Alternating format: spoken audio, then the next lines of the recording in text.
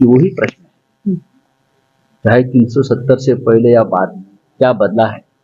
वही बेरोजगारी, वही लोगों की खाने पीने की समस्या है, लोगों के घरों की समस्या है, सुरक्षा की समस्या है। तो क्या बदला है?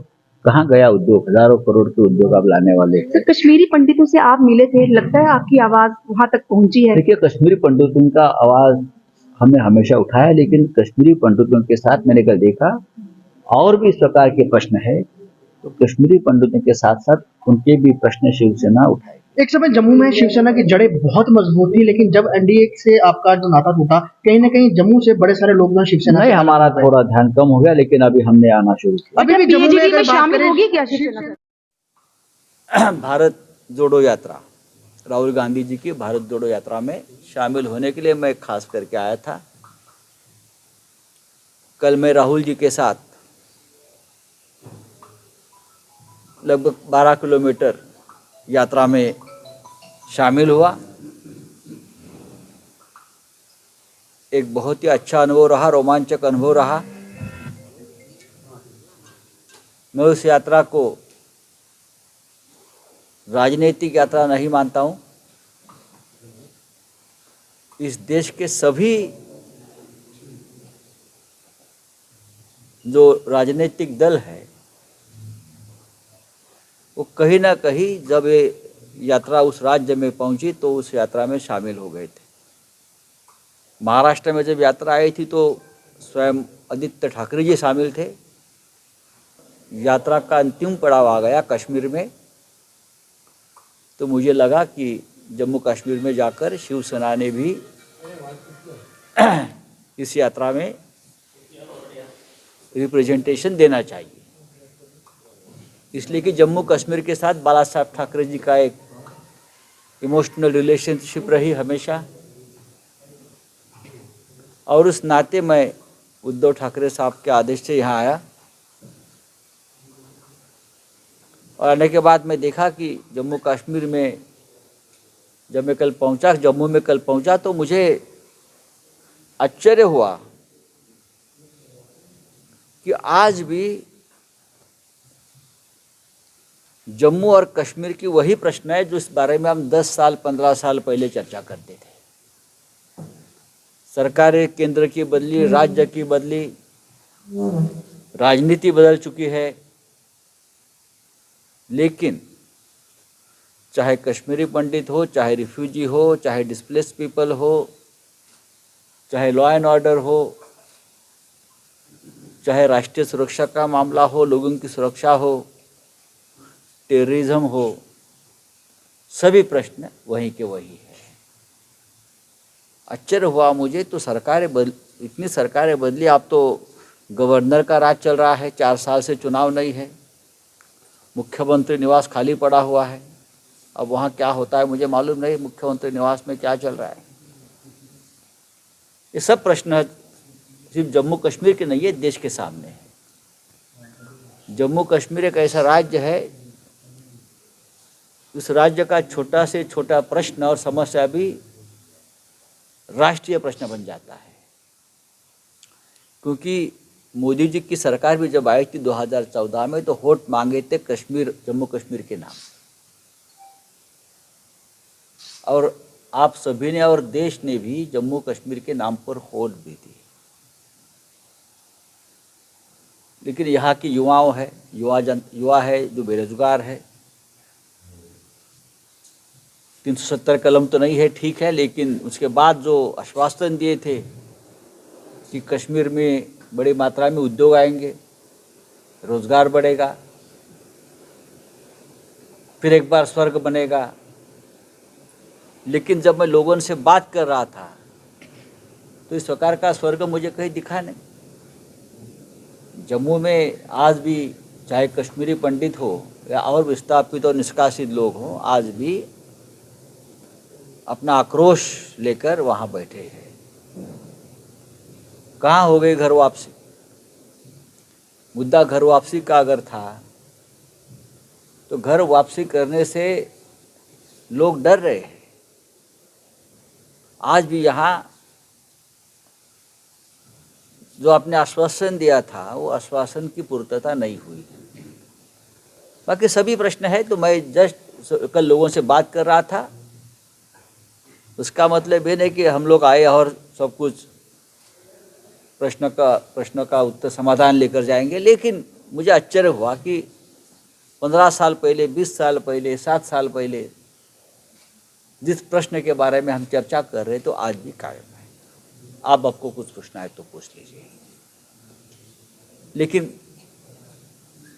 मैंने सुना है कि आप थोड़े जल्द में हैं, कुछ वहाँ हुआ है, एक इंसिडेंट, वहाँ जाना चाहते हो, और मैं भी मुंबई जाना चाहता हूँ। टर्म है एज पार्टी प्रेसिडेंट, अरे जम्मू में कहाँ सवाल पूछ रहा हूँ। तो उसमें क्या है आपकी प्रतिक्रिया? आपकी पार्टी के प्रेसिडेंट का सवाल। नहीं, देखिए, हमारे पार्टी के प्रेसिडेंट का सवाल है, वो पार्टी तय करेगी।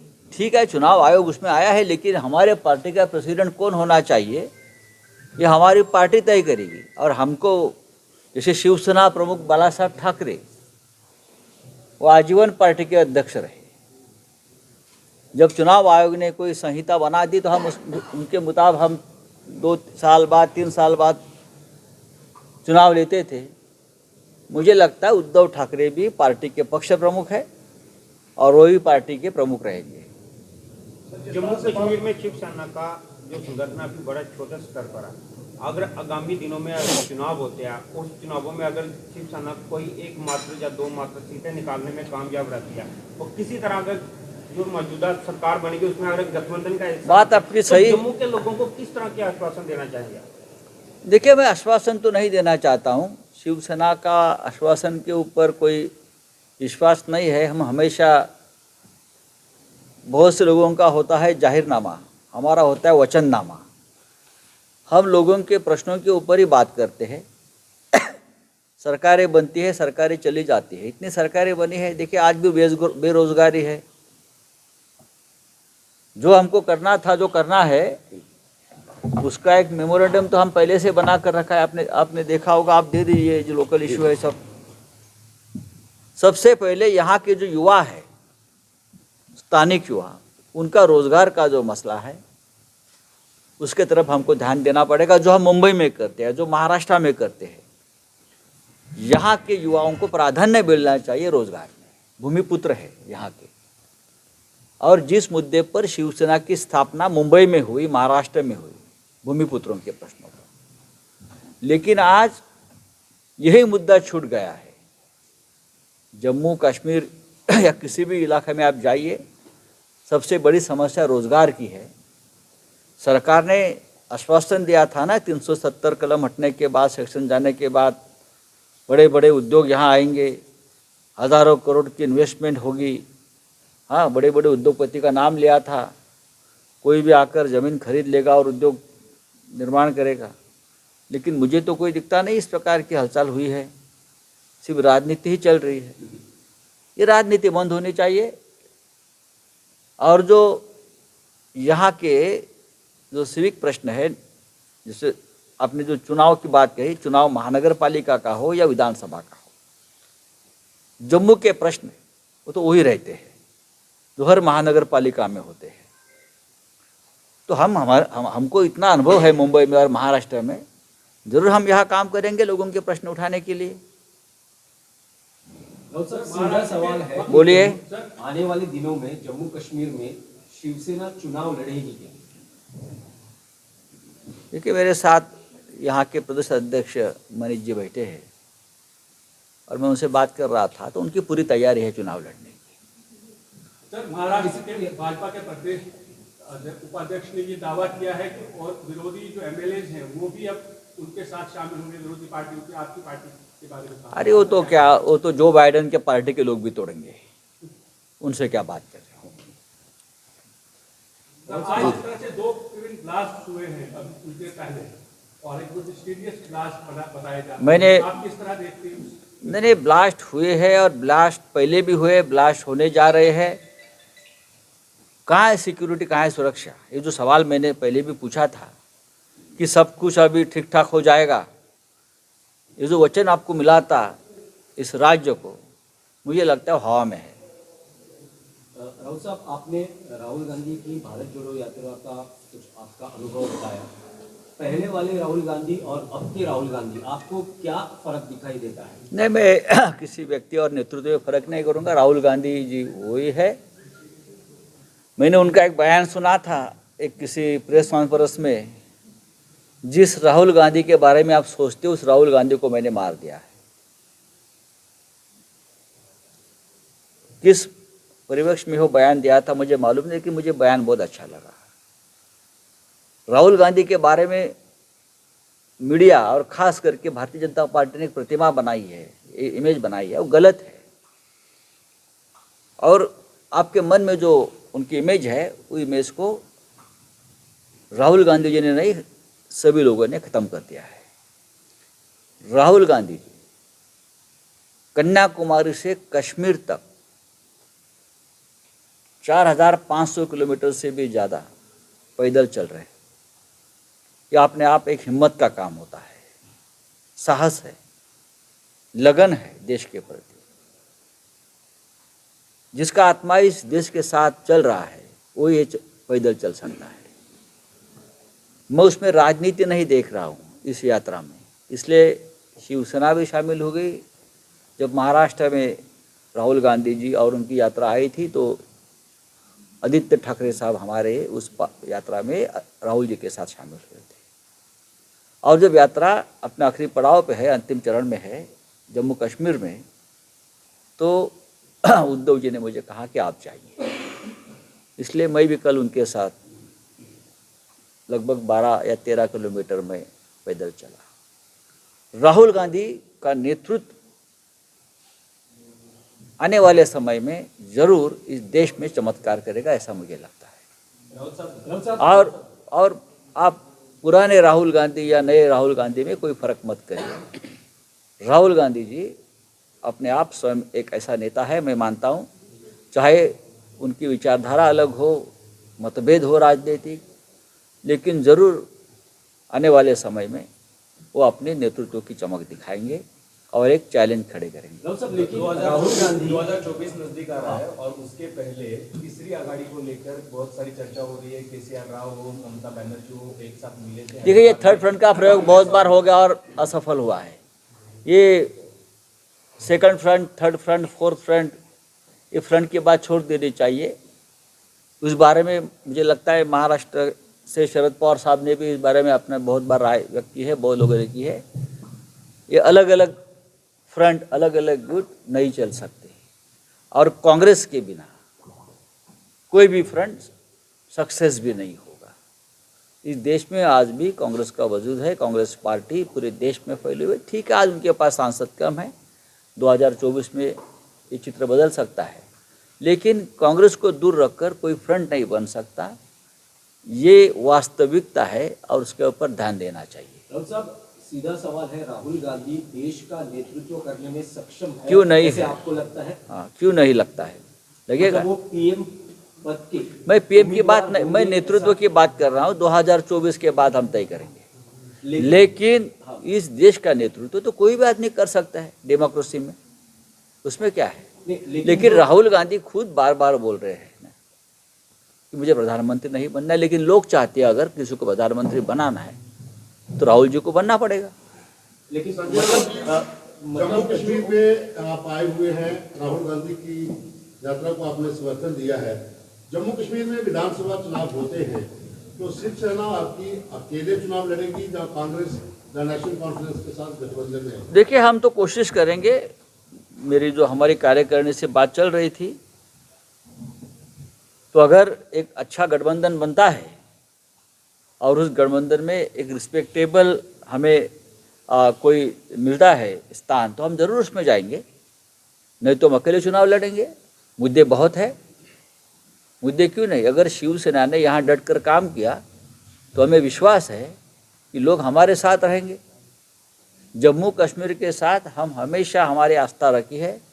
इसलिए तो भारत जोड़ो यात्रा जाने से पहले हम जहाँ विस्थापित हमारे पंडित बैठे हैं, सब कश्मीरी पंडित है या विस्थापित और भी लोग कल आकर मिले मुझे घाटी में। ऐसे तो हमारा तो काम चलता रहता है। हम दिल्ली में बैठकर काम करते हैं यहाँ के लोगों के लिए, मुंबई में बैठकर काम करती। शिवसेना एक ऐसी पार्टी है या बाला साहेब ठाकरे हिंदू हृदय सम्राट ऐसे नेता है जिसने कश्मीरी पंडितों के लिए महाराष्ट्र के दरवाजे खोले, उनके लिए रिजर्वेशन रखा, उनके बच्चों के लिए।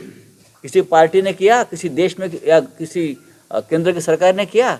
आप जाकर पूछिए पंडित उस कम्युनिटी से, आज भी उनके मन में वही आस्था और प्रेम है बाला साहब के और शिवसेना के बारे में। आपको लगता है कि भाजपा को आज के समय में अकेले अकेले पार्टियों को चुनौती देना मुश्किल है, इसलिए गठबंधन जरूरी है? किसको? भाजपा को। भाजपा जो आजकल इस स्थिति में है, इसमें अकेले अकेले किसी भी राजनीतिक पार्टी को। देखिए, भारतीय जनता पार्टी अपने आप को एक बहुत बड़ी पार्टी मानती है। वो बड़ी पार्टी है जरूर, मोदी जी के नेतृत्व में पार्टी बड़ी है, लेकिन कुछ राज्य अगर छोड़ दे तो हर राज्य में किसी के साथ उसका गठबंधन बना के या किसी पार्टी को तोड़कर ही वो अपना स्थान बना पा रही है। चाहे जम्मू कश्मीर हो, चाहे महाराष्ट्र हो, चाहे बिहार हो, चाहे कर्नाटक हो, आप जाइए ना, कहाँ भी देखिए, अपने बलबूते पर पार्टी कहाँ है? वो पार्टी नहीं है। राहुल साहब, राहुल गांधी भारत जोड़ो यात्रा पे निकल पड़े हैं, लेकिन देश का जो विपक्ष है वो पूरा बिखरा हुआ है। उसको जोड़ने के लिए क्या करना चाहिए आपको लगता है? मतलब राहुल गांधी की यात्रा का जो उद्देश्य है वो सफल होते हुए दिखाई दे रहा है? देखिए, राहुल गांधी का यात्रा का उद्देश्य है देश जोड़ना, विरोधी पार्टियों को जोड़ना नहीं है, ये मैं मानता हूँ। उसके लिए आगे काम करना पड़ेगा। नहीं, लेकिन सबसे पहले चुनौती देने के लिए देखिए, पार्टी का संगठन भी जो मेरा आकलन है, राहुल गांधी जी मोदी जी को चुनौती देने के लिए पैदल नहीं चल रहे हैं। वो देश में जो नफरत है, एक जहर है, उसे खत्म करने के लिए एक यात्रा निकाली है। और यात्रा का मकसद आप समझ लीजिए। राहुल साहब को चुनौती देने के लिए निकले, जम्मू कश्मीर में भी काम कर रहे हैं, हर जगह पे इलेक्शन कौन? है, शिवसेना। नहीं। लेकिन उसी वक्त आपके पार्टी का सिंबल और पार्टी का चिन्ह दोनों भी प्रॉब्लम में है। कल इलेक्शन कमीशन में बहुत बड़ी सुनवाई हुई, 3 घंटा सुनवाई चली, और उसके बाद ऐसा लग रहा है कि वो पार्टी का चिन्ह और सिंबल की लड़ाई और बड़ी लंबी हो जाएगी। तो आपको क्या लगता है कि पार्टी का चिन्ह और पार्टी किसको मिलेगी? अगर सच कहूं तो ये सवाल ही खड़ा नहीं होना चाहिए कि शिवसेना पार्टी और सिंबल किसका है। शिवसेना पार्टी और शिवसेना सिंबल ये बाला साहब ठाकरे जी का है, और उस पार्टी का नेतृत्व उद्धव ठाकरे साहब कर रहे हैं। जहां ठाकरे है वहां शिवसेना है, वही शिवसेना है। अगर कोई उठकर कहेगा कि ये मेरी पार्टी है, मैं उस पार्टी का मालिक हूँ, और इलेक्शन कमीशन 4-4, 5-5 महीने तक सुनवाई लेकर निर्णय नहीं दे पा रही, उसका मतलब क्या है? उसका मतलब ये है कोई दबाव की राजनीति कर रहे हैं। लेकिन मुझे विश्वास है ये दबाव की राजनीति इलेक्शन कमीशन में नहीं चलेगी। आज भी उस संस्था पर हमारा विश्वास है। शिवसेना एक है, दूसरी शिवसेना नहीं बन सकती। और शिवसेना एक, अरे ऐसे छोड़ा, ऐसे बहुत लोग आते हैं। 23 जनवरी को Uddhav Thackeray as a party president कौन बोलता है? कल इलेक्शन कमीशन में अरे बोलने वाले तो कुछ भी बकते हैं। जिस तरह से कुछ लोगों ने पार्टी तोड़ी है, क्या पार्टी के मालिक बन गए क्या? एमएलए चले गए, एमपी चले गए, उसका मतलब पार्टी नहीं, पार्टी जमीन पर है। और पता चलेगा, चुनाव लीजिए। ये सब क्योंकि कोई भगवान के मंदिर में जाकर मूर्ति की चोरी करने वाले भी बहुत लोग होते हैं, लेकिन भगवान के मालिक नहीं बनते, मालूम है ना? तो कुछ लोग बाला साहब ठाकरे की मूर्ति चोरने की प्रयास कर रहे हैं, लेकिन बाला साहब ठाकरे और उनका विचारधारा उनकी नहीं बनती। ये लोगों ने कल ही कहा ना कि हम मोदी के आदमी है, तो मोदी जी के आदमी बाला साहब ठाकरे के ऊपर अपना अधिकार कैसे बता सकते हैं, या शिवसेना के ऊपर? आप मोदी जी के आदमी हैं, मोदी जी के साथ रहो, हमारा कोई विरोध नहीं है। इलेक्शन कमीशन के पास कल जो आर्गुमेंट हुआ है, आपने देखा होगा, बहुत ताकत से हुआ है। लेकिन 23 तारीख को उद्धव ठाकरे जी की एज अ पार्टी प्रेसिडेंट, पक्ष प्रमुख जो टर्म वो तो है, एक टेक्निकल मुद्दा है। उद्धव ठाकरे जी पार्टी के चीफ रहेंगे, आज भी है, वो एक टेक्निकल मुद्दा है। राहुल साहेब एक मराठी उत्तर आवडतं की तुम्ही राहुल गांधींबरोबर अरे हम जम्मू कश्मीर में बात कर रहे हैं भाई, सबको समझने दीजिए लोगों को। जम्मू कश्मीर के इश्यूज ले लीजिए बस